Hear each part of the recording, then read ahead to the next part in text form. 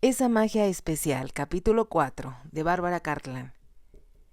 A Hilita jamás se le permitió entrar en el área de clausura del convento, donde las monjas rezaban sin cesar y jamás salían de sus muros.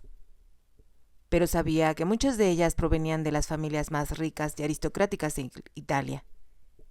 Las alumnas murmuraban entre sí que muchas de las monjas, a quienes solo veían en la capilla y en ninguna otra ocasión más, habían tomado el velo a causa de alguna desilusión de amor, o por haber perdido a sus esposos, siendo aún jóvenes. A Hilita siempre le había parecido un desperdicio de aquello que su padre llamaba la alegría de vivir. Él brindaba felicidad a cuantos lo rodeaban porque estaba lleno de vitalidad y disfrutaba de todo con intensidad porque, de alguna manera, motivaba a la gente a través de la felicidad que parecía envolverlo a él y a su familia. Estar contigo, Marcos, es un tónico mejor que cualquiera que pudiera recetarme un doctor, le dijo una vez uno de sus amigos, y no había duda de que era cierto. Mi único problema, había escuchado decir a su padre alguna ocasión, es que no viviré lo suficiente para hacer todo lo que deseo. ¿Qué tipo de cosas quieres hacer, papá?, había preguntado ella, aunque sabía la respuesta. Aún no he visitado China y debo admirar la Gran Muralla antes de morir. Deseo encontrar el nacimiento del Nilo y también me gustaría viajar por Brasil. Y eso es solo para mencionar algunos de los lugares que deseo explorar. Hilita había deslizado su mano en la de su padre. Lo haremos juntos, papá. Será muy emocionante para ambos, había prometido su padre. ¿Cómo puede haber algo emocionante sin él?, se preguntó, mientras el tren cruzaba verdes campos y espesos bosques. Pero, de alguna manera, ella tenía que sobrevivir mediante sus propios medios, fuera del convento y en un país por completo desconocido, ya que Inglaterra era muy diferente de las tierras que explorara con sus padres. De pronto, deseó morir para reunirse con ellos. Pero en cuanto el pensamiento acudió a su mente, comprendió que era indebido y algo que su padre habría juzgado como una cobardía. Tenía que ser valiente, ir hacia adelante y no mirar atrás. Debía creer, como creía, que siempre habría algo interesante allende el horizonte y al otro lado de las montañas. Ayúdame, papá, por favor, ayúdame, musitó. Y sin poder evitarlo, sola en el vagón, las lágrimas corrieron por sus mejillas. La estación del Castillo Lis era impresionante, adornada con flores que crecían en grandes macetones y una lujosa sala de espera. Un viejo cargador que permanecía en espera de ser requerido miró con sorpresa a Hilita descender del tren y decirle que tenía equipaje que bajar. Con dificultad llevó los baúles a la plataforma y preguntó: ¿Alguien vendrá por usted, señorita? Sí, debe haber algún carruaje del Castillo Lis. El viejo negó con la cabeza. No ha venido ninguno. Hilita se mostró confundida. Era algo inesperado y no tenía idea de qué hacer. El viejo enseguida se mostró protector. No se preocupe, señorita. Tal vez llegue en cualquier momento. Eso espero. Hilita se dirigió hacia la entrada de la estación y miró hacia la campiña, aunque se vislumbraba una larga vereda que se perdía a la distancia. Ningún vehículo aparecía por ella. Regresó a la plataforma y preguntó al viejo: ¿Qué puedo hacer si nadie viene por mí? Supongo que solo será cuestión de esperar, señorita. Como para confirmar sus palabras, también se dirigió hacia la entrada de la estación. Hilita sintió que no tenía objeto insistir tan pronto, y tomó asiento en un banco de madera, preguntándose qué podría hacer si nadie acudía a recogerla. Fue entonces que escuchó el roce de unas ruedas y al ponerse de pie, el viejo cargador regresó. No hay noticias del castillo, señorita, pero el granjero Giles dice que la llevará, solo que tiene prisa. En ese instante entró un hombre grueso y de edad madura, con un paquete que Hilita supuso sería para enviar en el siguiente tren. La miró y dijo con voz gruesa: Si desea, la llevo al castillo, pero debemos apresurarnos o llegaré tarde para la ordeña. Gracias, repuso ella, agitada. Tomó una de las piezas pequeñas de equipaje y la llevó desde la plataforma hasta donde vio que estaba la carreta del granjero, tirada por 2 fuertes caballos. Entre el granjero y el cargador colocaron el equipaje de Hilita en la carreta. Cuando terminaron, ella dio una propina al viejo mientras le decía: «Gracias por ser tan bondadoso conmigo. Fue un placer, señorita. Cuídese». Se tocó la gorra al hablar, y a ella le pareció que había un cierto mensaje oculto en sus palabras, como si él temiera lo que encontraría en el castillo. Pero pensó que era solo su imaginación, y saltó con ligereza para colocarse junto al granjero, que ya tenía las riendas en la mano. Partieron, y como Hilita comprendió que el hombre se concentraba en lograr la mayor velocidad de sus caballos, guardó silencio. Sin embargo, anhelaba hacer preguntas acerca de la campiña, el castillo y todo lo que le resultaba desconocido. No fue hasta que atravesaron una pequeña aldea de atractivas casitas en blanco y negro, con techos de tejas, y cruzaron un gran portón, que el granjero Giles anunció: «Ya estamos aquí, pero dudo que el castillo le agrade». «¿Por qué lo dice? Las cosas no son ya como solían ser». «¿En qué sentido?». El granjero no respondió y ella supuso que había decidido no hablar más, y prefería guardar silencio. Miró adelante con temor hasta que, al lanzar la primera ojeada a la casa donde su tía la enviaba para vivir, pensó que era demasiado grande, misteriosa, y que se sentiría ahí como perdida en el desierto. En realidad, era un ejemplo muy impresionante de la arquitectura georgiana, con un pórtico de entrada formado por 6 columnas corintias, que se elevaban a tremenda altura sobre una escalinata de piedra. El bloque central de la casa estaba flanqueado por 2 enormes alas, cada una suficiente, pensó Hilita, para constituir una gran mansión por sí misma. Parecía espléndida y supuso que, en su estilo, casi bella.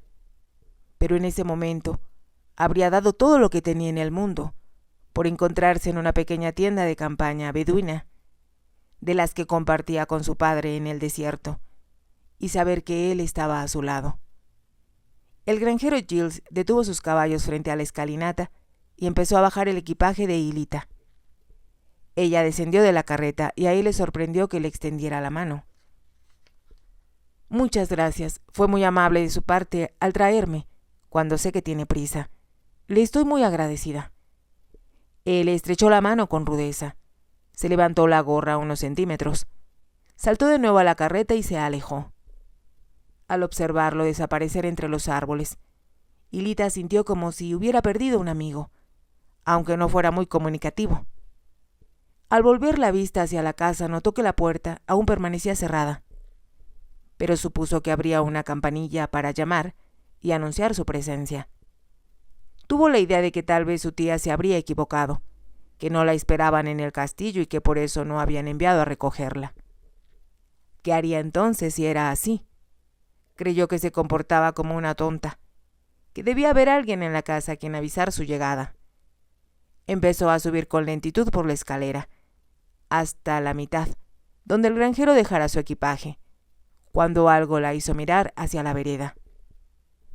A la distancia podía ver que se acercaban unos caballos, de la misma dirección donde desaparecieran los del granjero.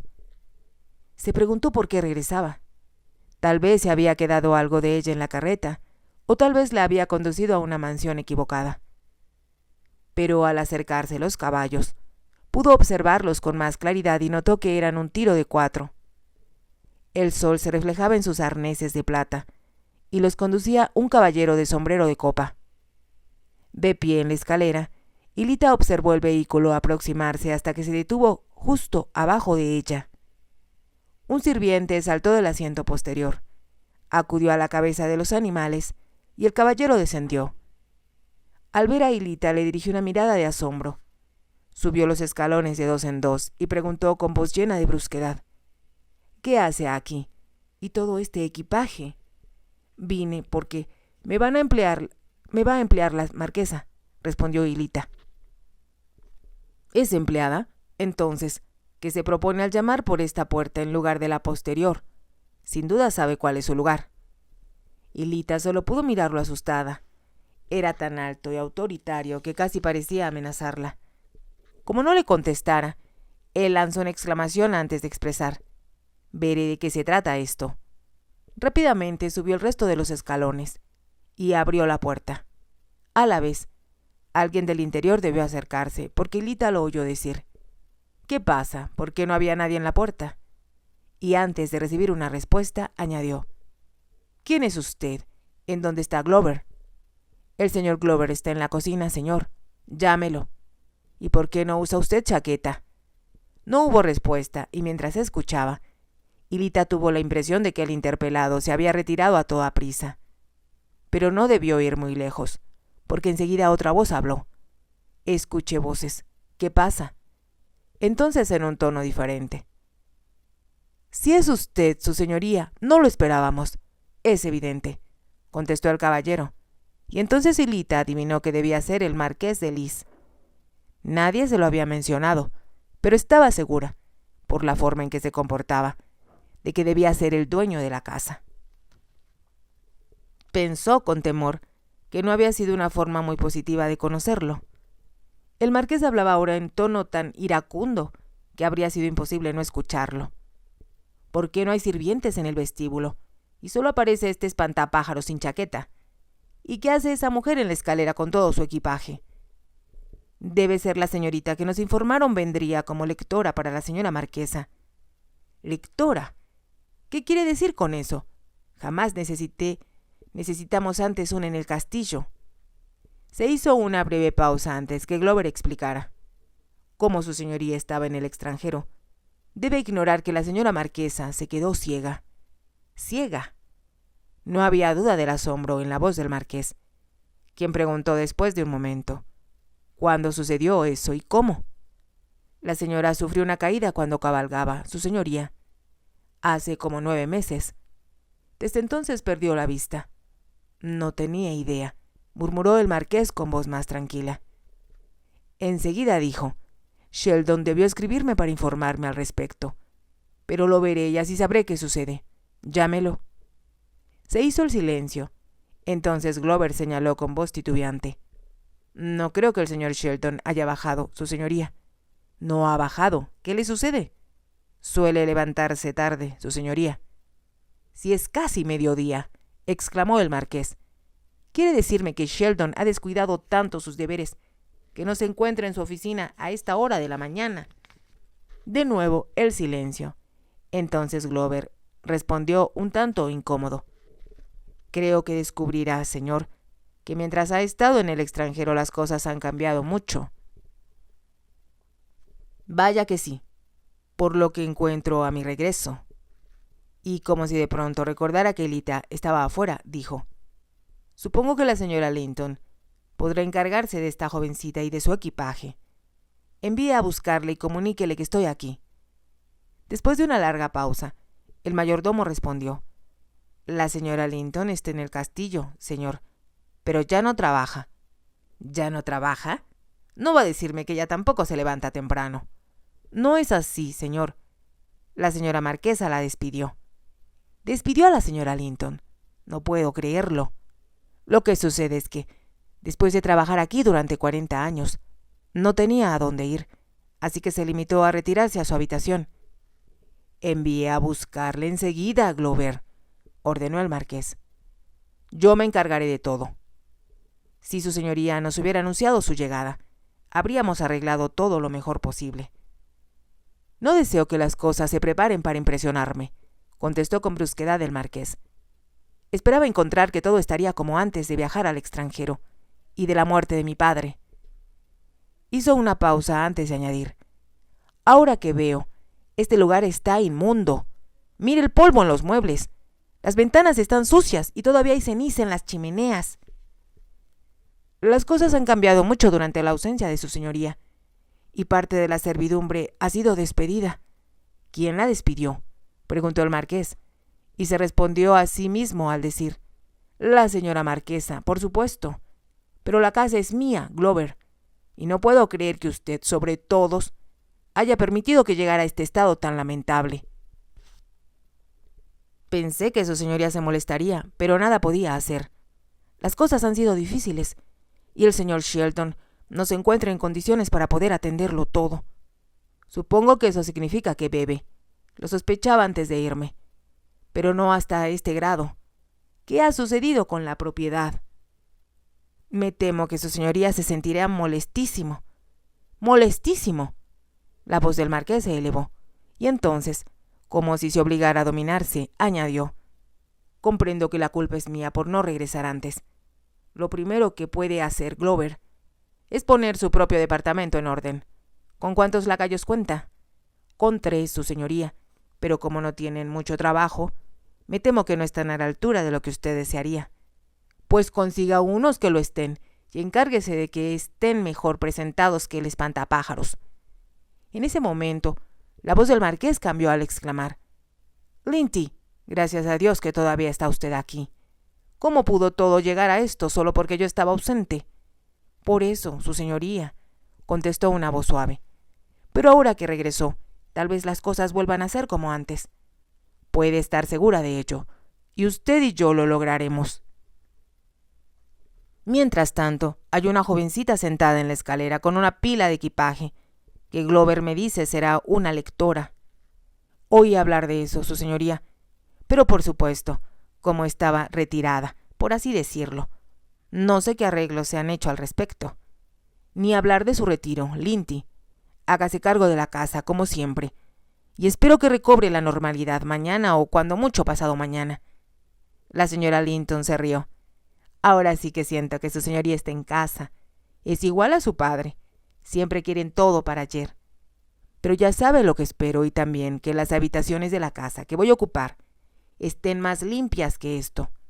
Lo dudo, repuso la señora Linton. Pero enviaré a la aldea a buscar a quienes fueron despedidos, y sin pensionarlos siquiera, después que habían servido con fidelidad a la familia durante tantos años. Es algo de lo que me encargaré de inmediato, prometió el marqués. 2 jóvenes salieron y bajaron por la escalera, hacia donde estaba Aelita. Mientras recogían los primeros baúles, ella se adelantó, cruzó la puerta, y vio a una mujer de edad que comprendió debía ser la señora Linton. Estaba vestida muy similar a la señora Fielding, excepto que no llevaba llavero a la cintura. Se miraron y la señora Linton dijo: «Supongo que debe usted ser la señorita Marsh, y le ofrezco 1000 disculpas por no haber enviado por usted a la estación, como debieron hacerlo. Un amable granjero me trajo», explicó Hilita, «pero como tenía prisa, solo bajó mi equipaje hasta la escalera». «Bueno, al menos la trajo a su destino», la consoló la señora Linton. «Y si me sigue, señorita, le mostraré su habitación». Subió por la escalera e Hilita la siguió. Al poner la mano sobre el barandal, se volvió para mirar al marqués, que sostenía un diálogo con el mayordomo. Vio lo que no había podido notar cuando la acosó de manera tan agresiva, que era un hombre apuesto, vestido con suprema elegancia. Pensó que había en él cierto dinamismo que podía intimidar a los demás, pero que sin duda era indicio de que todo lo que se proponía lo lograba. No le sorprendió que protestara por el polvo en el vestíbulo, que formaba gruesas capas en mesas y muebles, y notó que también ya le había manchado el guante con que se asiera a la barandilla. Con rapidez siguió a la señora Linton, sin apoyarse en aquella, y sentía que su temor se había agudizado. No había sido la recepción que imaginara de una casa propiedad de una amistad de su tía. Anhelaba preguntar por qué había estado ausente tanto tiempo el marqués, y por qué las cosas se habían descuidado a ese extremo, pero le inhibía interrogar al ama de llaves. El primer piso era muy impresionante, de altos techos, y el corredor por el que caminaban estaba decorado con magníficas pinturas bajo las cuales había mobiliario francés que sin duda era muy valioso. Pero todo se veía cubierto de polvo, y pensó en su interior que se requería un ejército de doncellas para limpiarlo y pulirlo en el tiempo que el marqués había exigido. «Supongo», dijo la señora Linton con voz suave, «que la señora tal vez desee que usted le lea ya tarde por las noches, ya que no duerme bien, por lo que será mejor que tenga un dormitorio próximo al de ella. Haré que le arreglen con tanta rapidez como sea posible. Abrió una puerta cuando decía eso, y le mostró una habitación no muy grande en el lado del corredor, que Hilita adivinó estaba frente a los dormitorios principales. Las persianas aparecían cerradas, así como las cortinas, pero cuando la señora Linton las descorrió, pudo ver un lecho cómodo y grande, de metal, con dosel de volantes y cortinas de algodón de lindo diseño. El resto del mobiliario era lo que ella habría esperado encontrar en tan elegante mansión. Hay un saloncito privado que comunica a esta habitación, le explicó la señora Linton, ya que supongo, señorita March, que le gustará tener un lugar para usted sola. La miró escrutadora y agregó: ¿No es usted demasiado joven para trabajar? Perdone mi curiosidad, pero es la primera vez que hace algo por el estilo. Hilita asintió con un movimiento de cabeza. Acabo de salir de la escuela y como no sé con exactitud qué se espera de mí, temo que la dama que me empleó se disguste conmigo. Si te ha gustado, te invito a que te suscribas, a que me regales un me gusta y actives la campanita para que puedas seguir escuchando esta historia. Gracias.